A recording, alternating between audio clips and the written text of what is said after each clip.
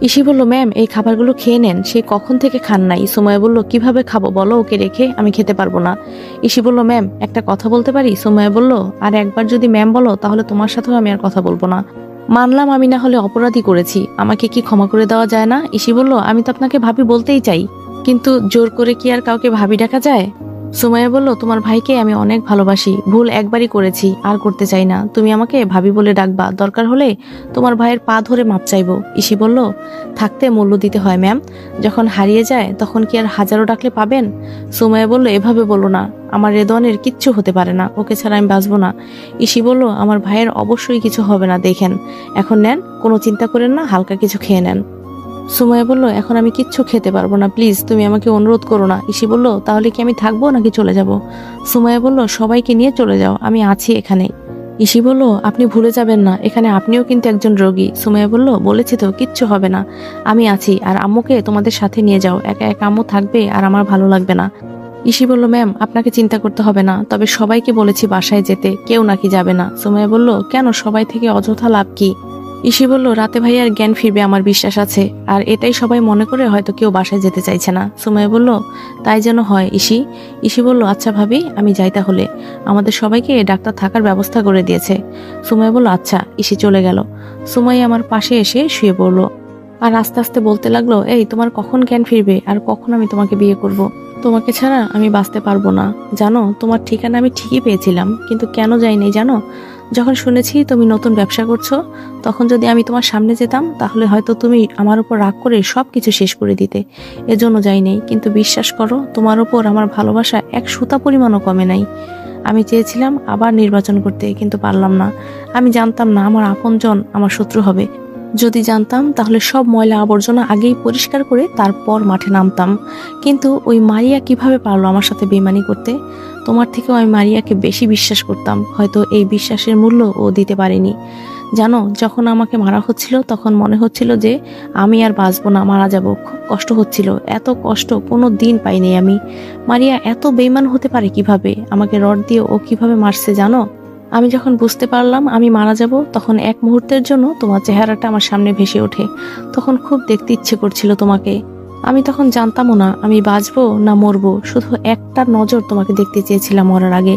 কিন্তু যখন তোমাকে আমি দেখি, আমার মনে হয়েছিল কেন জানি তুমি তোমার জীবন দিয়ে হলেও আমাকে বাঁচাবে। তখন দেহে একটু প্রাণ ফিরে পেয়েছিলাম। তখন তোমাকে দেখে খুব ভালো লাগছিল আমার। আমি জানতাম তুমি আমার পাশে সব সময় আছো। তোমার বুকে যখন বোমা বাঁধা ছিল, বিশ্বাস করো, তখন আমি যেতে চাইছিলাম না। তখন চেয়েছি দুইজন একসাথে বাঁচলে বাঁচবো, না হয় একসাথে মরবো। আমার ভেতরে তখন এই শক্তি ছিল না যে তোমাকে জড়িয়ে ধরার, কিন্তু আমি পারলাম না। আমার জন্য কেন তুমি জীবন দিলে বলো? আমি কি করে তোমার সামনে মুখ দেখাবো?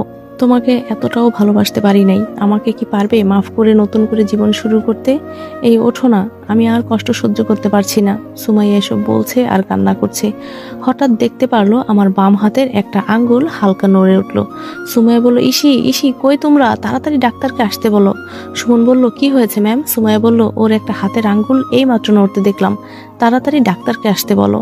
সুমন দৌড় দিয়ে ডাক্তারের কেবিনে চলে গেল। ডাক্তার তাড়াতাড়ি এসে দেখে যে সুমাইয়া সত্যি কথাই বলছে। ডাক্তার বলল, ম্যাম আপনি কি একটু বাইরে যেতে পারবেন, নইলে আমরা ওনার চিকিৎসা করতে পারবো না। ইসি বলল, আসেন আমি ধরে নিয়ে যাচ্ছি। ইসি সুমাইয়াকে ধরে নিয়ে বাইরে গেল। সুমাইয়া বলল, আমি জানি ওর কিচ্ছু হতে পারে না সুমন। সুমাইয়া সুমনকে বলল, সুমন কাজীকে খবর দাও, এখানে আসতে বলো। ইসি বলল, কি বলছেন, এখানে কাজী এসে কি করবে? সুমাইয়া বলল, এত বুঝে তোমরা কি করবে? সুমন যা বলছি তাই করো। ইসি বলল, বুঝেছি আপু, আপনার মাথা খারাপ হয়ে গেছে। প্রায় আধা ঘন্টা পর ডাক্তার বের হলো। ইসি বলল, আমার ভাইয়া কেমন আছে? ডাক্তার বলল, আলহামদুলিল্লাহ, এখন অনেকটাই ভালো আছেন, একটু পর ওনার জ্ঞান ফিরবে, তখন সবাই দেখা করতে পারবে। সুমাইয়া বলল, আমার কথায় তখন কিছু মনে করবেন না, আসলে হয়েছে কি? ডাক্তার বলল, থাক ম্যাম, এগুলা একটু আধটু হয়েই থাকে, আর প্রেম ভালোবাসার জন্য মানুষ সব করতে পারে, এটা জানি। তবে আপনি যে ওনাকে খুব ভালোবাসেন এটা জানতাম না, আর পারলে খুব তাড়াতাড়ি বিয়ে করে নেন। সুমাইয়া বলল, হ্যাঁ দোয়া করবেন, আমরা খুব তাড়াতাড়ি বিয়ে করব। ডাক্তার বলল, হ্যাঁ মা দোয়া করি, সুখে থাকো, বলেই ডাক্তার চলে গেল। কিছুক্ষণ পর একটা নার্স এসে বলে গেল রোগীর জ্ঞান ফিরেছে। সবাই ভেতরে গেল। আম্মু বলল, বাবা তুই ভালো আছিস তো, তোর জন্য কত চিন্তা করছি। আমি বললাম, আরে আম্মু আমার তো কিছুই হয় নাই, হুদাই চিন্তা করলা কেন? ইসি বলল, আর একবার শুধু এইসব বাজে পথে যদি পা বাড়াস, তোর পা ভেঙে আমি ঘরে বসিয়ে রাখবো। তোর কত বড় সাহস, আমাদের না বলে সন্ত্রাসী কাজ করিস, আবার একা। আজকে তোর যদি কিছু হয়ে যেত?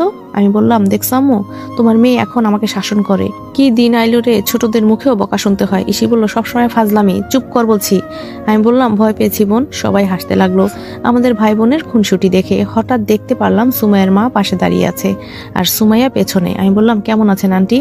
আন্টি বলল, খুব ভালো আছি বাবা। আজকে তুমি আমার মেয়ের জন্য এত বড় একটা বিপদে পড়লা, সরি বাবা, আমাকে মাফ করে দিও। আমি বললাম, ছি কি বলছেন আন্টি, এটা তো আমার কর্তব্য ছিল। সবার সাথে কথা বলা শেষ করলাম। ইসি বলল, এবার সবাই একটু বাইরে চলো, ওদের একটু একা থাকতে দাও। আম্মু বলল, হ্যাঁ চল। সবাই বাইরে চলে গেল। সুমাইয়া এক কোনায় দাঁড়িয়ে। বেচারি কিছু বলতে চাচ্ছে বুঝতে পারছি, তবে ভয়ে কিছু বলতে পারছে না। আমি বললাম, ম্যাম কিছু বলবেন? এই কথা বলতেই সুমাইয়া আমার পায়ে পড়লো। সুমাইয়া বলল, আমাকে মাফ করে দাও, আমি অনেক বড় অপরাধ করে ফেলেছি। আমি জানি আমার ভুলের কোনো ক্ষমা নেই, কিন্তু তাও বলছি, মানুষ মাত্রই তো ভুল করে, আমিও ভুল করেছি। আমাকে মাফ করে দাও, তোমার বুকে টেনে নাও প্লিজ। আমি বললাম, ক্ষমা চাও আমার কাছে? আমি না রাস্তার একটা কুকুর? রাস্তার কুকুরকে নাকি রাস্তায় ভালো মানায়? তো আমার কাছে ক্ষমা কেন চাইতে আসছো? যাও। সুমাইয়া বলল, এসব বলে আমাকে আর লজ্জা দিও না, অনেক বড় ভুল করে ফেলেছি। আমি জানি আমার ভুলের কোনো ক্ষমা নেই। আজকে আমার জায়গায় যদি তুমি থাকতে, তুমিও এই একই কথাই বলতে। আসলেই ওই সময় আমার খুব রাগ হয়েছিল, কারে কি বলবো নিজের মাথায় কাজ করতে পারছিলাম না। আর ভুল হবে না কখনো, তুমি যখন যা করতে বলবে আমি তাই করব। একটা বার শুধু আমাকে মেনে নাও।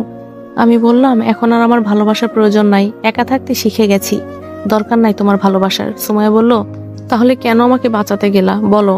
আমাকে যদি তোমার ভালোই না লাগে মরতে দিতা। আমি তো এই জ্বালা যন্ত্রণাময় জীবনে আর বাঁচতে চাই না। মেরে ফেলো তুমি আমাকে তোমার নিজের হাতে। আমি বললাম, তোমার কোনো কথাই আমি শুনতে চাই না। একটা ভুলের কারণে আমাকে রাস্তার কুকুরের সাথে তুলনা করতে পারে যে, সে হয়তো আরো কিছুর জন্য আমাকে আরো অনেক কথাই বলতে পারে, সেই গ্যারান্টি কে দেবে? সুমাইয়া বলল, তুমি এখন থেকে আমাকে যা বলবে, যেভাবে বলবে, আমি সেটাই করতে রাজি আছি। বিশ্বাস করো, আমি আর ভুল করব না। আমাকে মাফ করে দাও। আমাকে তোমার ঘরের বউ করে রাখতে হবে না, শুধু তোমার ঘরে একটু জায়গা দিও। চাকরানির মতো করে কাজ করব তোমার ঘরে, তবুও তোমার ঘরে আমাকে একটু জায়গা দিও। আমি মানছি আমি অনেক বড় ভুল করেছি, বারবার বলছি আমি ভুল করেছি। এখন তুমি যদি মাফ না করো তাহলে আমি কোথায় যাব বলো তো? আম্মু বলল, বাবা মেয়েটা অনেক কান্না করেছে, মাফ করে দে না। সবাই একসাথে আবার ভিতরে আসলো। ইসি বলল, হ্যাঁ ভাইয়া, মানুষ মাত্রই তো ভুল হয়, তুই ভাবিকে মাফ করে দে, দেখ বেচারি কিভাবে কান্না করছে। আমি বললাম, কান্না করছে নাকি ঢং? আবার ভাবি বলা, বাড়িতে গিয়ে দেখ কি করি। সুমাইয়া বলল, আম্মু আমাকে আপনার ঘরের বউ করে নিয়ে যেতে হবে না, শুধু আপনার ঘরে একটু কাজ করার সুযোগ দিবেন, যাতে আমি ওকে কাছ থেকে একটু দেখতে পারি। অনেক বড় ভুল করে ফেলেছি আম্মু। এই বলে কান্না করে দিল। আন্টি বলল, বাবা এখন কি আমাকে তোমার পায়ে পড়তে হবে? আমার একটাই মেয়ে, সারা জীবন দেখেছি কষ্ট করে আসছে, কোনো সময় সুখ দেখলাম না। যখন তুমি ছিলে তখনও খুব ভালো ছিল, কি হাসি খুশি ভরা ছিল, কিন্তু এখন দেখো সবাই আমার মেয়ের দুশ্মন হয়ে দাঁড়িয়েছে। তুমি ছাড়া ওর আর কোনো আপনজন নেই বাবা, মাফ করে দাও আমার মেয়েটাকে। আমি ওর মা হয়ে তোমার কাছে মাপ চাইছি। দেখো আমি বলছি, ও আর ভুল করবে না। আমি মনে মনে চিন্তা করছি, আমি শুধু আমার রাগটাই দেখলাম। সুমাইয়া বলছে ও আমার ঘরের কাজ করতে চায়, তবুও ও আমার ঘরেই থাকতে চায়। কতটা ভালোবাসলে একটা মেয়ে কথাটা বলতে পারে, আর আমি এত রেগে আছি কোন কারণে? সবাই যেখানে আমাকে অনুরোধ করছে। ইসি বলল, অনেক শুনেছি, আর না। এই তুমি একটা লাঠি আনো তো, একেবারে মাথায় উঠে গেছে, আজকে ওর ভূত নামাবো, নইলে তোমার হাতে লাঠিটা দাও। আমি বললাম, বোন আর ভয় দেখাস না, লাঠি আনতে হবে না, মাফ করে দিছি।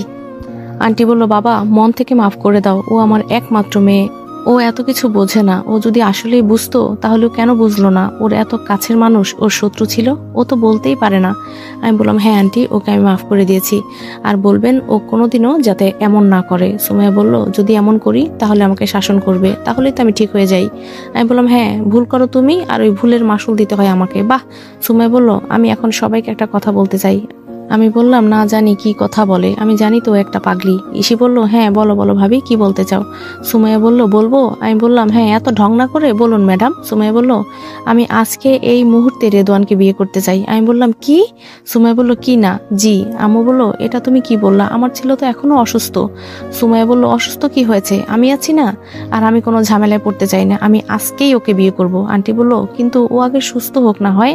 সুমাইয়া বলল, কোনো কিছুই শুনতে চাই না আমি। আগে আমার বিয়ে হওয়ার কথা ছিল, ভেঙে গেছে, আর এই একটা ভুল বোঝাবুঝির কারণে একটা বছর কষ্ট পেতে হয়েছে। কেন? আমি কি মানুষ না? আমিও তো চাই কারোর সাথে একটু সুখে বেঁচে থাকতে, আমি ওর বুকে শান্তি খুঁজে পাই, আর আপনারা তাও হতে দিবেন না। বলেই সুমাইয়া কেঁদে দিল। সুমাইয়ার কান্না দেখে আমার খুব মায়া লাগলো। আম্মু বলল, এই দেখো পাগলি মেয়ে কিভাবে কান্না করছে, কাদা লাগবে না, আজ এখানে এই মুহূর্তেই তোমাকে আমার ঘরের বউ বানাবো, লক্ষ্মী মেয়ে একটা, আর কেঁদো না। সুমন বলল, ম্যাম এই যে কাজে নিয়ে আসছি। আমি বললাম, বাবা সবাই দেখি আমাকে কুরবানি দিতে রাজি আছে। সুমন বলল, স্যার আপনি ভালো আছেন তো? আমি বললাম, হ্যাঁ ভালো আছি, তুমি কেমন আছো? সুমন বলল, আপনার চিন্তা করতে করতে কিভাবে ভালো থাকি বলেন তো, তবে ওপরওয়ালার কাছে হাজার হাজার শুকরিয়া, আপনাকে বাঁচিয়ে দিয়েছে। আমি বললাম, আমি জানি তোমরা আমাকে কেমন ভালোবাসো। সুমন বলল, ম্যাম কাজী কেন আনতে বলেছেন? সুমাইয়া বলল, আজকে আমি তোমার স্যারকে বিয়ে করব। সুমন বলল, ও স্যার আপনার কাছে তাহলে বিয়ে বসবে আর আপনি করবেন? সুমনের কথা শুনে সবাই হেসে গড়াগড়ি খেতে যাচ্ছে, আর আমার তো রাগে শরীর ফেটে যাচ্ছে। আমার লোক আমাকেই লজ্জা দেয়। সুমাইয়া আমার কানের কাছে এসে বলল, সত্যি নাকি তুমি আমার কাছে বিয়ে বসবা? আমি চোখ গরম করে সুমাইয়ার দিকে তাকাতেই সুমাইয়া বলল, এভাবে দেখে লাভ নাই, তোমাকে আমার কাছে বিয়ে বসতেই হবে। আমি বললাম, দেখেছেন কেমন মাইনকা চিপায় ফেলেছে, না পারছি কিছু বলতে, না পারছি কিছু করতে। আমি বললাম, এই এসব কথাবার্তা বলা বন্ধ করো। সুমাইয়া বলল, কেন লজ্জা লাগে বুঝি? আমি বললাম, কি লজ্জা?